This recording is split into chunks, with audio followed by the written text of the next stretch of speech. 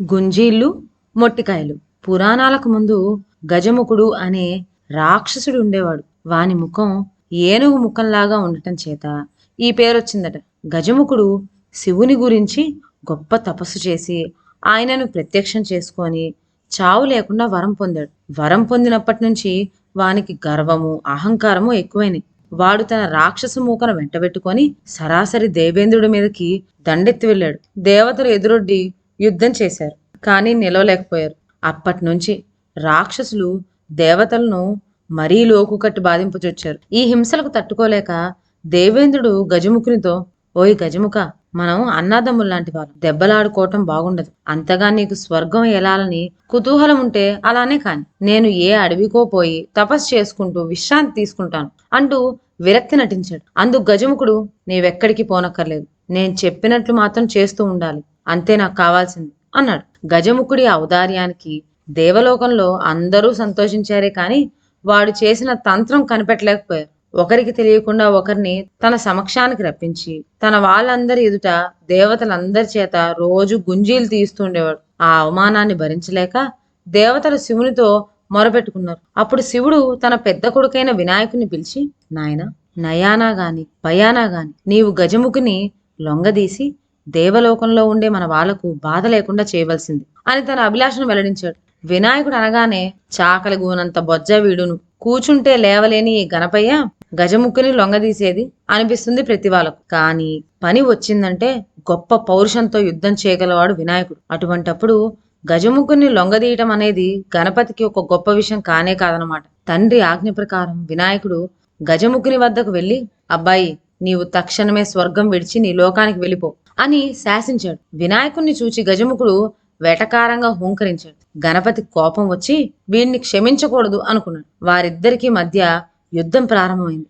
గణపతి తన వద్ద నుండే ఆయుధాలు, అస్త్రాలు అన్నీ ఉపయోగించేశాడు. సూర్య భగవాన్ని మామ అయిన విశ్వకర్మ ప్రత్యేకంగా ఇందుకు తయారు చేసి ఇచ్చిన ఆయుధం కూడా ఉపయోగించేశాడు. అయినా లాభం లేకపోయింది. చివరకు గణేశుడు ఉగ్రుడై తన 2 దంతాల్లోనూ ఒక దంతం పలుక్కును విరిచి మంత్రపూరితంగా దాన్ని గజముఖునిపై ప్రయోగించాడు. వాడి మోనుగల ఆ మంత్రదంతం అంకుశంలాగా తగులుకొని వాని శరీరాన్ని పొడిచి పొడిచి హోనం చేయనారంభించింది. దెబ్బతో ఒళ్ళంతా తూట్లు పడి నెత్తురు కాల్వల్లాగా ప్రవహించగా భరించలేక వాడు పరుగుపుచ్చుకున్నాడు. అప్పటికీ వదలక ఆ దంతపు ముక్క వాణ్ణి వెంట తగిలింది. అంతటా ఒక ఎలుక కన్నం కనపడేటప్పటికీ బతుకు జీవుడా అనుకొని ఎలుక రూపంతో గజముఖుడు ఆ కన్నంలో దూరిపాడు. మంత్రదంతం అంతటితోనూ ఊరుకోలేదు. కన్నం త్రవ్వి ఎలుక రూపంలో ఉన్న గజముఖుని బయటికి లాగి తన స్వామి అయిన గణేశుని ముందు పడివేసింది. ఆయాసంతో పడి ఉన్న ఆ ఎలుకను చూచి గణపతికి జాలి పుట్టి, ఓయ్ గజముఖ, దేవతల్ని బాధ పెట్టిన వాళ్లకు ఎటువంటి శాస్తి జరుగుతుందో అనుభవం అయింది కదా, ఇప్పుడైనా బుద్ధి తెచ్చుకొని నీ లోకానికి నువ్వు పోయి సుఖంగా బతుకు అంటూ మందలించాడు. అప్పుడు గజముఖుడు, మహానుభావ గణేశ, కావాలంటే నీకు నేను దాసోహం అంటాను, దాస్యము చేస్తాను, కానీ నేను దేవతలపైన కసి తీర్చుకోవటం మటుకు నీవు అడ్డు రావద్దు. వాళ్ళు పూర్వం నా వాళ్లను పెట్టిన బాధలకు గాను ప్రతీకగా గుంజీలు తీసి తీరవలసిందే అని ప్రాధేయపడ్డాడు. దుర్మార్గుడైనప్పటికీ గజముఖుడు వెల్లడించిన ఆవేదనలో నిజం లేకపోలేదని గణపతి గ్రహించాడు. వానిలో నీతి నియమాలకు కట్టుబడే సుగుణం కూడా ఉన్నదని కనిపెట్టి వానితో, గజముఖ, నీ హృదయంలో ఉండే బాధ నాకు బోధపడింది. నీ ఇష్ట ప్రకారం దేవతలందరూ నీ ఎదుట గుంజీలు తీసేటట్లు ఏర్పాటు చేస్తాను. నీ కసి తీర్చుకోవచ్చు. అయితే నాకు దాస్యం చేస్తానని మాట ఇచ్చావు కదా, ఆ మాటను నిలబెట్టుకుంటావా అని అడిగాడు. తప్పకుండా నిలబెట్టుకుంటాను, మీ ఆజ్ఞ శిరసావహిస్తాను అని నిండు మనసుతో ఒప్పుకున్నాడు గజముఖుడు. అయితే నీవు ఈ ఎలుక రూపంలోనే నాకు వాహనంగా ఉండటం నా అభిలాష అన్నాడు గణేశుడు. గణేశ, ఇంతకన్నా నాకు కావాల్సిందేమున్నది? తరుణోపాయమైనటువంటి మాట చెప్పావు, ధన్యుణ్ణి అయిపోయాను అంటూ గజముఖుడు తన సంతోషాన్ని వెలబుచ్చాడు. దుష్టుడైనటువంటి గజముఖుణ్ణి చిత్తు చేసి వినాయకుడు మరలి వస్తున్నాడనే వార్త తెలియగానే ఆయన్ని స్తుతి చేయడం కోసం దేవేంద్రాదులందరూ కైలాసానికి వచ్చి గుమ్మం వద్ద కాచుకుని ఉన్నారు. అప్పుడు నందికేశ్వరుడు దేవతలతో, మీరు గణపతి ఎదుట స్తోత్రాలు, గీతాలు పఠించితే ఆయన ఇష్టపడడు. నిశ్శబ్దంగా ఒక్కొక్కరే దర్శనం చేసుకొని భక్తిపూర్వకంగా 3 గుంజీలు తీసి 3 మొట్టికాయలు కొట్టుకొని 3 మార్లు లెంపలు వాయించుకోవాలి.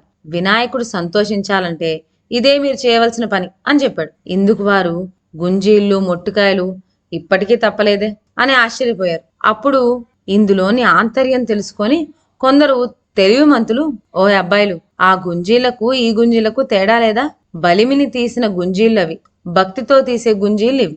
గజముఖుడంటే సామాన్యుడు కాడు, ఈశ్వర భక్తుడు. అందుకనే గణేశుని కటాక్షం పొంది ఆయనకు వాహనమై కూర్చున్నాడు అని చెప్పగానే దేవతలందరూ ఆనందంతో మూషిక వాహనుడైన గణపతి పైన పుష్పవర్షం కురిపించారు. నాటి నుంచి గణపతి విగ్రహం ముందు గుంజీళ్లు తీసి మొట్టికాయలు కొట్టుకొని లెంపలు వేసుకోవటం దైవలోకంలోనూ భూలోకంలోనూ కూడా పరిపాటి అయిపోయింది. అందుకే అండి మనం గుడికి వెళ్ళినప్పుడు వినాయకుడు ముందు గుంజీళ్లు తీసి మొట్టికాయలు కొట్టుకొని లెంపలు వేసుకొని మరీ వస్తాం. దాని వెనక కథ ఇది. ఇదండి ఇవాల్టి కథ. మరొక మంచి కథతో నెక్స్ట్ వీడియోలో కలుద్దాం. అంతవరకు సెలవు. నా ఛానల్లోని కథలు మీకు నచ్చినట్లయితే నా ఛానల్ను లైక్ చేసి సబ్స్క్రైబ్ చేయండి. షేర్ చేయటం మర్చిపోవద్దు.